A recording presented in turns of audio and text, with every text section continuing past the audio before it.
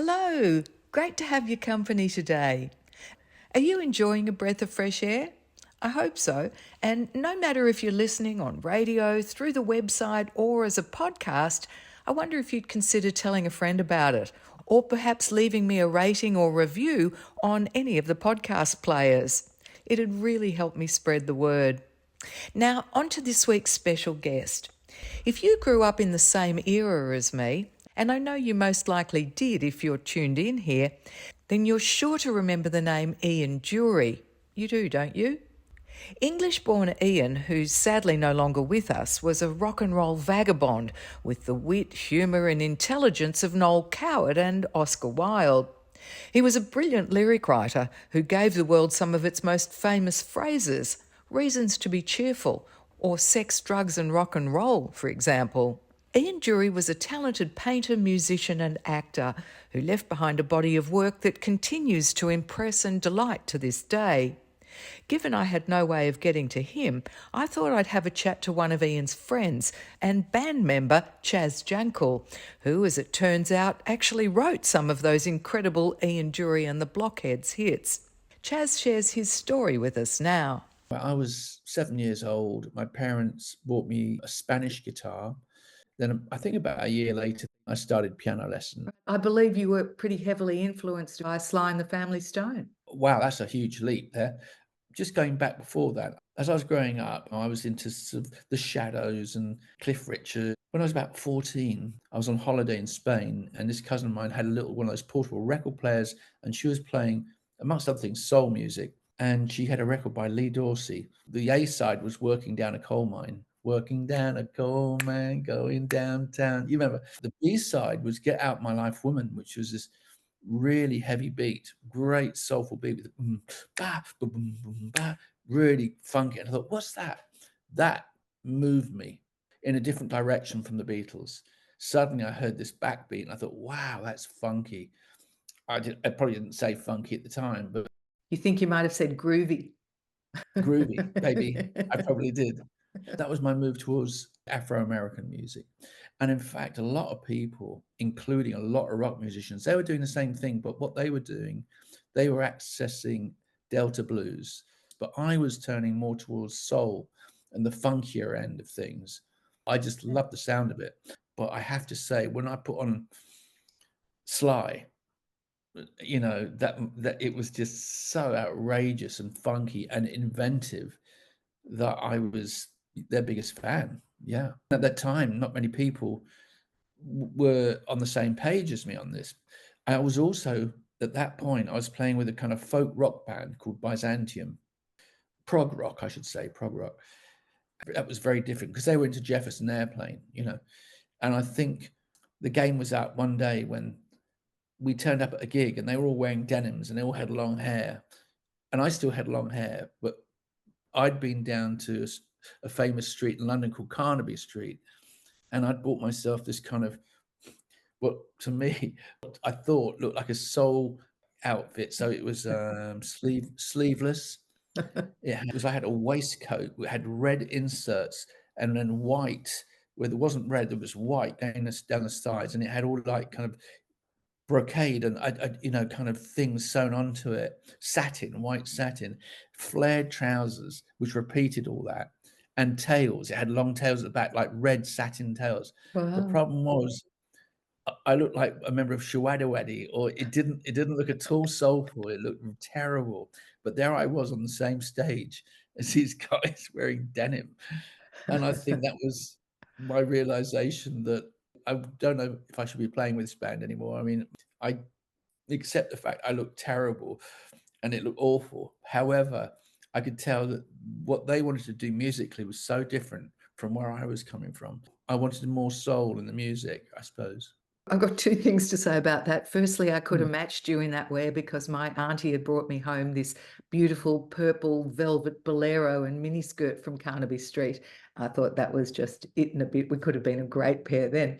But also, what did the band say to you when you were on stage looking like that and they were in their denims? Were they all whispering, going, what is this weirdo? Who is it? Let's get rid of him. I think they tried to disown me.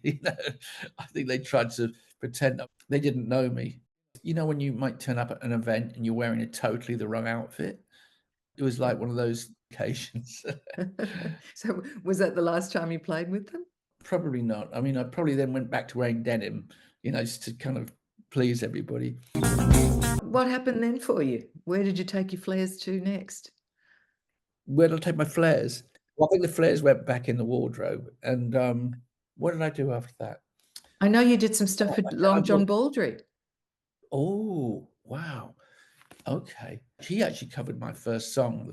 My first cover was a song called "Let's Go." It was just a 12 bar blues, and, it was all about me jumping in my Mini. I was very lucky because my dad owned a garage, so he used to lend cars to my brother and my sister and myself. So I had this little red Mini that I drove around in, and my song was all about going out to the country in my little red Mini, which he changed to red Chevy. He couldn't because he was 6'7". He would have never got in a Mini, I don't think, without sort of damaging his neck, you know. So, Chaz, how did it come about that he covered that song? well, it was to do with our management. Byzantium's management looked after Rory Gallagher, Rod Stewart, Long John Baldry. So a lot of people were being managed there, and I think that's how the connection came about. As a good musician, you went from one band to the next. I think that As a was, good, I like the way the good musicians. Yeah, well, that's what good not bad musicians do, musicians. don't they? Yeah, bad musicians just go off into the corner and do their own stuff, I think. Jonathan Kelly's Outside, was that next? Wow, wow. Did you ever hear them? Did you ever see No, I Jonathan don't think I Kelly's? did, no. Did you ever hear Byzantium? Yes, Oh, I know okay. Byzantium. Jonathan Okay. Kelly's Outside, I'm eager to Wow. discover through Okay. you now. He was a very politicized, fervent, passionate Irishman, and I played with him for a year or so, 2 years. Obviously, it wasn't striking that soulful kind of chord that you were searching Well for either, it was more well, prog rock? actually, I think it was. I mean, he really liked, Curtis Mayfield, actually. He loved the kind of sentiment in his lyrics, and he was very passionate.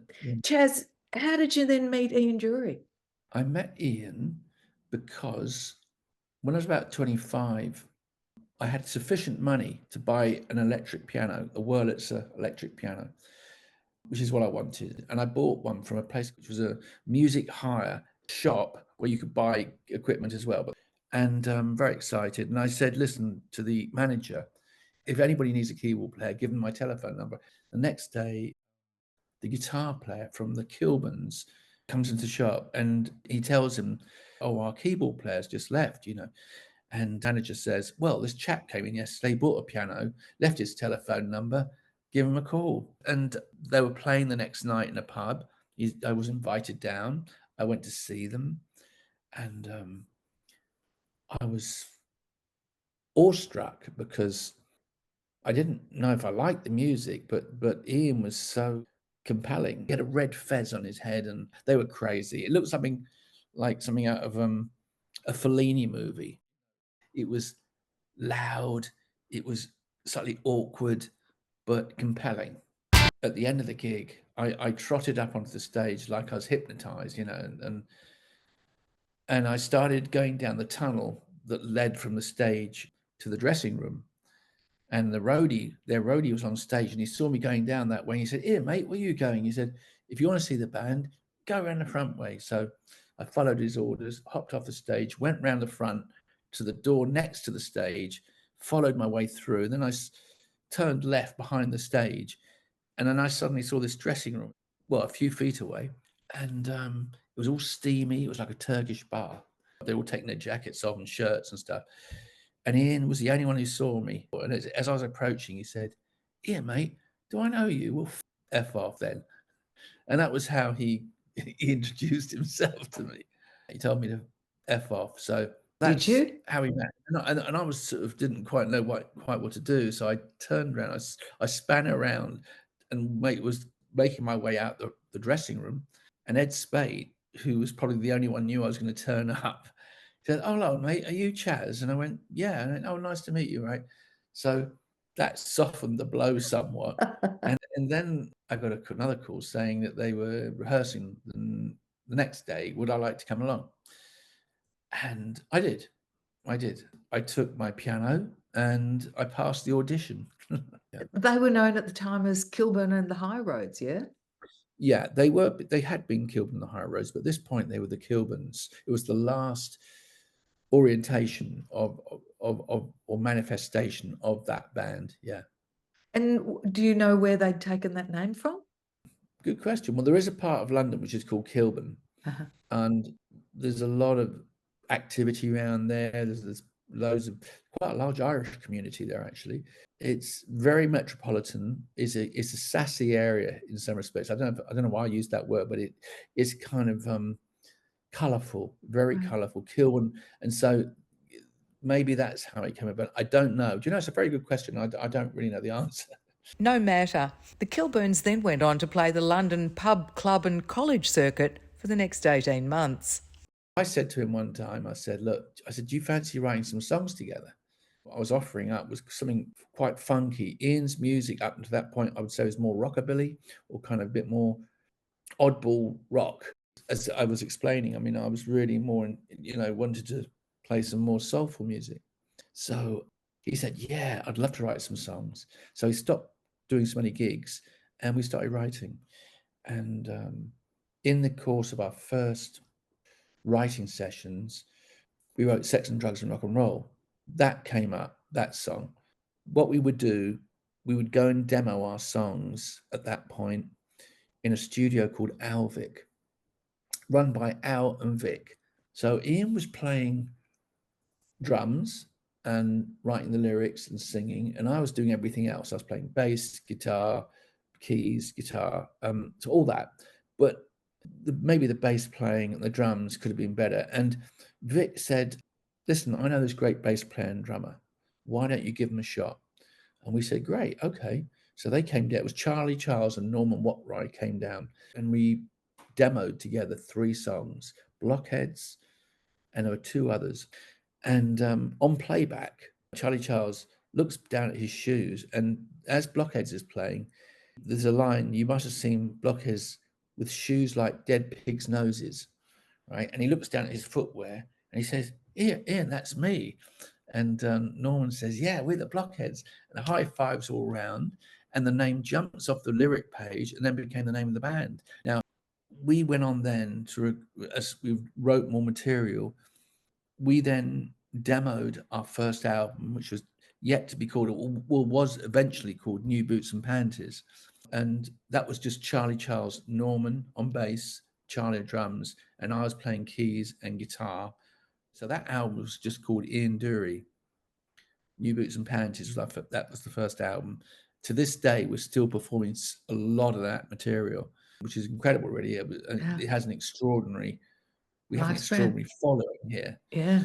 So then, having recorded that, we were asked to go on tour, and we asked these 2 musicians, Charlie and Norman, would they come? And they said, only if we can bring the rest of our band. The 4 of them had been in a band called Loving Awareness. So Ian brought along a sax player he'd been playing with in the past called Davey Payne. So he came in, he got the 4 of Loving Awareness, now in the Blockheads, Davey Payne, Ian, and myself. Wow. And that constituted the Ian Dury The Blockheads for the next 20 years. That was it. Those guys. I didn't realise you were such a huge crew. It was big, yeah. It was a big crew. It's an expensive act to tour. Well, you've got it, and it's still 7. That's a lot of hotel rooms, and that's a lot of food. And but it was a pretty big sound. It was a big sound. Yeah, it's great because you've got 2 guitars or 2 keys. I mean, it's a great sound. The band is, and I have to say, even to this day, it's an amazing band. People say it's one of the tightest bands they've ever heard, and also they think we're up there. A lot of it down to Ian's lyrics. They reach the common man. They reach, there's so much humanity in Ian's lyrics. A lot of humor. Ian appealed to the working man. And not only that, the disenfranchised, because he was a polio victim. Well, sorry, he had polio. Very few successful artists in front of a camera had a disability or even showed it. Gene Vincent also had a disability, and one of our biggest songs, and one of the songs I wrote with Ian was called Sweet Gene Vincent, which we perform I think I've performed at every single gig I've ever done with, the Blockheads, and, for the last 40 years. Gene Vincent is well known through our music, and also, he was an icon in his own way. But as I say, he was, I think Ian identified with him. Chaz, what was yeah. Ian like as a person? You've given us a Mm, bit of an image, and mm, many people listening will remember how Ian Dury performed, what he looked like. We all know how he sounded. What was he like yeah. underneath that, or as the man? Who was he? Wow. Incredibly passionate, astute, a little bit schizophrenic, I would say, because if it was one-on-one, if you were one-on-one with him, you'd have one kind of relationship. The moment he had a crowd around him, he'd want to be the top dog. So that's where I'd say this kind of paradox entered. Yeah. And the other thing was, once he'd had a drink, he could lose his inhibitions, and it gave him Dutch courage. You probably know people like that Yeah, in well, I think we all Melbourne. do. Yeah, Yeah. But what do you think the amount of our time we spend, pretty much half our social hours are spent intoxicated or with alcohol, and it affects some people a lot quicker than it does others. So he could be obnoxious when he'd had a drink, and things that he'd had under the surface would come to the surface, and he could actually be quite critical of others. Let's put it like that. Even strangers he met, Jesus, it could all go off. Let's put it like that. yeah, But right. then the next day, I'd be writing with him, or a couple of days later, and I never really used to lecture him because he was 10 years older than me. So I'd say something like, "Well, that was an interesting evening the other night." And he'd go, "Oh, yeah, blimey, yeah, cool, I got a bit out of it." And that would be it. And then we'd carry on until the next time it happened. So that was it. He was very respectful, and I learned a lot from him. Like, he Yeah. introduced me to jazz, which was great. And we spent a lot of time working together. Because my dad lent me a car, it's very important for a musician to have a car. It's probably the most important thing, because you take the singer to a gig, they love it. They don't, they got a lift home. So that played a lot into it. And the older I get, the more I thank my dad for the car, because That he little didn't have red a car. mini. Yeah, the little red Mini. Do you think that Ian had a bit of a chip on his shoulder because of his physical impairment? Good question. I think whilst everybody was running around in their teens, sowing their wild oats, or hoping they would, or kind of partying down, because of Ian's impediment, he couldn't run around. So he would sit, and I think he'd be pondering life and looking at life and working things out, how he could manipulate's too strong a word, but how he could Navigate, get maybe. his way. Yeah, and I think that's what he was working out, and that's why he was one step ahead. One thing I used to notice with Ian was he would attract people who, I'll give you a metaphor or a way I'd describe it. They were like birds with broken wings, and he would help and repair those wings. But and it sounds awful, but I think that at that point they were in his domain, and as a result, he'd want or expect something in return. He would expect their loyalty. It looked like a very generous gift, and he was very avuncular and kind of friendly. But these people were quite vulnerable, Yeah. and I think His gift was he helped conditional. build up their self-esteem, but at the same time, it was hard for them to get away from Ian after that. Being such a strong character, sometimes I could see them not really flowering as much as they could do. It's almost like they had a sense of, yeah, I could do this, I could do that, but they needed to go off and then do it. And they didn't always, they sort of hung around him for a while, and maybe never totally realized their potential until they flew away with their new wings. Did he get his fair share of the girls too? Yeah. Yeah, I think he did actually. Yeah, I think he was an attractive man. So he had charisma. I mean, my God. And every gig I ever did, every gig, people have gone nuts right from the word go. It's a hard thing to say, but we've never played a gig where there's been a kind of mediocre response. Never. Since the first day, it's been, "Ah!" People go absolutely nuts. There's something about the content within the songs which ranges from kind of music hall to kind of rock and roll to some serious funk. When we started, nobody was doing that. Nobody was kind of had such a varied palette. You were either blues, rock, this or that, country. He never had an issue with genre. In fact, I never heard him use the word genre. And as we were talking about writing, as time went by with the writing, I would often, because he had confidence in me, I would initiate the music and then say, "Hey, Ian, do you like this? How about, I've got an idea. What do you reckon?" And he might write then to say something that I'd written. That happened a number of times, but only after he had confidence in me as a composer. To start with, he would start all the writing, and therefore a lot of the early songs were determined by his rhyming couplets. Ian loved rhythm. And so he was quite happy to sit on the drums and jam with him. And out of that, sometimes some great songs like Hit Me With Your Rhythm Stick came out that way. That's when it really blew up, didn't it? It did. This was about 78 and 1978. And we were very popular at that point, particularly with universities. We were touring all over England. Ian had rented a house outside of London, and in his living room, he'd put a drum kit. And also there was a Fender Rhodes electric piano. And he invited me down there, and he just got in the kit, and he had a little drum machine, and that was sort of, had little sort of like rhythms, and you could set it to any tempo. And he had a little, like a do do do do do do do, all those little bossa nova kind of rhythms. They have cha-cha, bossa nova, all these kind of. It was quite cheesy, but very popular. Roland drum machines. Yeah. Musicians they'll remember them. I remember those CR78. For those who are interested, Roland CR78. So he had one of those things like in the background, and he's playing along, staying in time, and he was playing this kind of very earthy 4 to the floor is what his favorite kind of rhythm was, because rhythm for him was defiance. It wasn't just, hey guys, which tempo should we do? And it was because of his disability, it was his defiance. I'll give you an example. So we'll get onto rhythm stick in a second. So there was a movie called Zulu with Michael Caine. And Ian said to me one time when we were writing, he said, "Chaz, do you know my idea of rhythm? Do you know what rhythm is for me?" And I said, "Go on." "No, I don't. What does it mean?" And he said, "Well, have you seen the movie Zulu?" And I went, "Yeah, I have seen the movie Zulu." And he said, "Well, do you remember when Michael Caine, he's kind of plays as some sort of officer in the army, and he's standing on one side of a mountain. There's a Zulu nation on the other side, and they're about to attack him and his regiment. And this actually happened in history. And all you can hear is just them hitting their shields. Hum, hum, hum, hum. As they're about to attack, this is a kind of like a ritual. It can make you very worried if you're on the receiving end of that. And there's like 200 people bashing their shields on the other side, and you can't see them.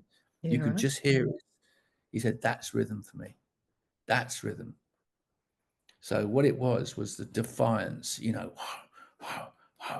So whenever I sat down to play rhythm with Ian, I was aware of that. That was the driving force. It's not just, hey guys, let's do the song a bit faster tonight. No, this was Ian's sort of, it helped him get upstairs. It helped him get out of bed in the morning. It helped him feel good about life. Well, we all know it's a universal, isn't it? And it cuts through everything. So anyway, there he was in 1978 in his living room on a drum kit, and I'm playing the keys, just jamming along, and I'm going ding, ding, ding, ding, ding, ding, ding, ding. And it was sweet. It was a nice little groove, but nothing really major. And then we said goodnight, and I went home to where I was living, and I had a piano in the house. Before we'd written Rhythm Stick, we'd made this album, New Boots and Panties, that I was talking about. The opening song on that was a song called Wake Up and Make Love With Me. And I was fascinated because at the end of the song, I play a piano solo. And I listened, I thought, why do I really like this piano solo at the end? And I thought, I like it because I suddenly realized I go, bum, bum, bum, bum, bum, bum, bum, bum, bum. And I thought, it's that little, bum, bum. If you were to isolate, it's a little pickup, bum, bum, bum, bum. And I thought, oh, if I took that little bum and I put it ahead of this little rhythmic motif that I'd been playing the day earlier with Ian, I'd have bat boom ding ding ding ding ding bat boom ding ding ding ding ding bat. I thought, this is killer. This is called up Ian. I said, you got to hear this. This is killer. Well, he went, yeah, come down. So I went down, and he'd written out a lyric, hit me with your rhythm stick, 3 verses, the most succinct thing I've ever seen, because usually there's kind of pages and pages of lyrics, and one of my roles was to be editor. I used to have to say, look, we can't have so many lyric verses, because the song will be 20 minutes long. But on this occasion, it was succinct. It was really succinct, tight. My job was to get the song finished as quick as possible. I inserted the verses, the choruses. I still had this very funky riff surrounding the whole thing, and that was rhythm stick. And then the next day, Ian invited the Blockheads down, and we rehearsed it, and we recorded it. Take 2 was the one we used, and I was so excited. I called my mum up after it, and I said, I remember, calling her up and saying, "Mum, we've just recorded our first number one. This is number one. This is it." I was right. It wasn't long after that, though, that you left the band. Why'd you do that? Well, Ian was very controlling, very controlling. My musical interests didn't always coincide with Ian's. My influences, my orientation as a musician were different from Ian's, very different. And so what I was writing didn't always necessarily fit into the Blockheads format. I was really into, say, for example, Brazilian music and jazz and things which were maybe a bit lighter than the kind of more Anglo-Saxon vibes of the Blockheads. So I think at one point Ian said, look, I understand that, you might want your own space. So how about you have March and October of this year? I went, no, that's not going to work like that. And so I disappeared for a while, yeah. But you came back again a few years later. I did come back. From 86 to 92, I moved to LA, and I lived there. My sister is a film director called Annabelle. She made a film called Dead on Arrival, which I did the score for. I've taken the original cues and re-edited them, because a year after the film was released, the soundtrack was no longer available. So for 25 years, one couldn't buy it anywhere. So it's all kind of original score, just represented so that it's in edible chunks, already, radio friendly. And there's one piece which I wrote 25 years after the event, which is a piano sonata, which finishes the album. And that was me sort of thinking about the different themes that I'd written. It sounds fabulous. It's out now. It's called DOA Reimagined, right? Yes, Andy. Yeah. In 1980, I got my own record deal, and I made 4 albums. You have a number 1 hit on the Hot Dance Music charts in 82 with Glad to Know You. That's true, yeah. And I Know Corrida. The song I Know Corrida, I didn't write the lyric. It was written by Kenny Young, who also wrote Under the Boardwalk, the famous song Under the Boardwalk. He went to a music festival called Mid-Em. Whilst he was there, he calls me and says, Chaz, I've got a lyric for your melody. And I said, what's that? And he started singing, I know Corrida, that's where I am. And I had no idea what he was talking about. And I said, what is it? Is this a girl, like Corrida or something? And he said, no. He said, there's a Japanese film that I've just seen. It's called I Know Corrida, in the Realm of the Senses. And it was a film made by Oshima.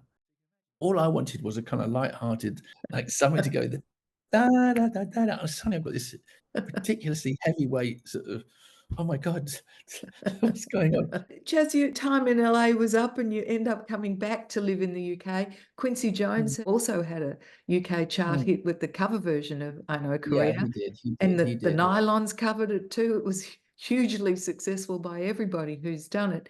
But you're still out on your own. Do you come back to working with Ian before he dies in 2000 again, or are you doing your own thing? So after I came back from LA, we did get back together and we did write. And then sadly, very sadly, Ian contracted cancer. So we made one album called Mr. Love Pants, which has got some fantastic material on there. There's some great songs. We do a song even to this day with the Blockheads called Itinerant Child, which is on that album. Very strong song about travelers being treated badly by the police, and it's very warmly received, that song. Ian found out that he had cancer, and then in 2000 he passed away. We were in the middle also of making one last album, 10 More Turnips from the Tip, but he only managed to write and see 5 songs finished, and then we had to finish the album ourselves. So it was tough, very tough. Yeah. Wow. You've continued making solo albums since that time too. Tell us a little bit about the latest one. Well, are you referring to Flow? Uh-huh. So I haven't really promoted it that much. However, one of my favorite songs on there is a song called Bodies Without a Soul. What happens with me?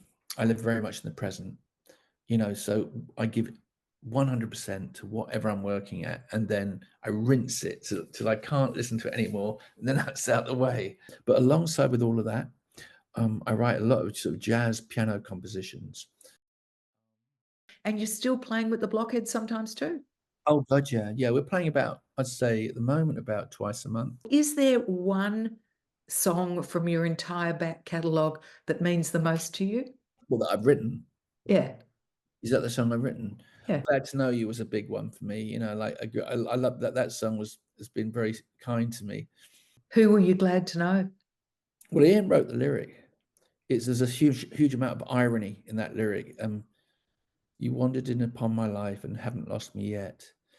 Said the turkey to the carving knife, what you give is what you get. Oppression, lovely summer's day we thought would never end.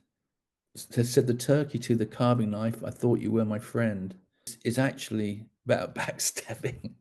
That was just one of the verses from Glad to Know You. He was quite a poet, It took wasn't he? years. It took years for me to understand it. It was actually the irony in it all. I thought it was just nice. Hey, glad to know you, pleased to meet you. But then the more I delved into this lyric, I thought, hang on, no, this is There's a whole lot more something to much it. deeper. Yeah. Got it. Chaz Jankel, thank you so much for your time today. What an absolute treat to chat with you, get to know you a little bit better, and get to know some of the machinations behind all that fabulous music that you've had a hand in making. Thank you, Sandy. It was I nice. I enjoyed that. And as Chaz mentioned, the Blockheads are still very much alive and well today. They've released several albums and look likely to mark the upcoming 50th anniversary of their first offering, New Boots and Panties. Derek Hussey, also known as Derek the Draw, who was Ian Dury's friend and minder, joined the band in 2000.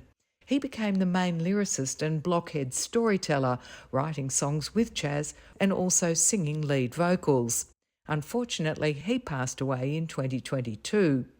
Ian Dury, of course, died in 2000 from colorectal cancer at the age of 57. He left behind him 2 wives and 4 kids. Thanks for your time today. I hope you've enjoyed reliving the life, times and music of Ian Dury. I'll see you back again same time next week. Bye now.